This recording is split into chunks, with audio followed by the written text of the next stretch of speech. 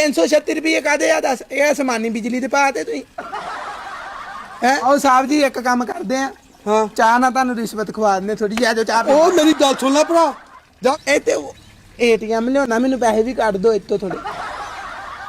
मेरी सुनो गल हाँ की गल सुना तेन अज इस हिसाब नाल इन्ना का बिल आ गया ना आहो ये ब्यास च जाणगे तरन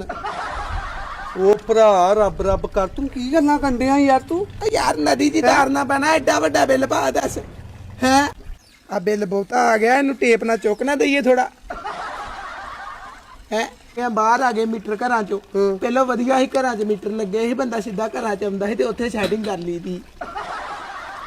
ਇਹ ਗਲਤ ਹੋ ਓਏ ਗਿਆ ਮੇਰੀ ਗੱਲ ਸੁਣ ਲਾ ਆਪਾਂ ਉਹ ਕੰਮ ਬੰਦੇ ਨਹੀਂ ਹੈਗੇ ਉਹ 8,500 ਆ ਭਰਾ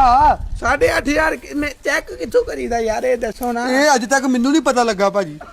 ਤੇ ਨਹੀਂ ਤੇ ਆ 4 ਰੁਪਏ ਬਿੱਲ ਕਾਦਾ ਪਾਇਆ ਦੱਸ ਆ ਜਿਹੜੀ ਮੀਟਰ 'ਚ ਲਾਈਟ ਜਗਣ ਦੀ ਉਹਦਾ ਪਾਇਆ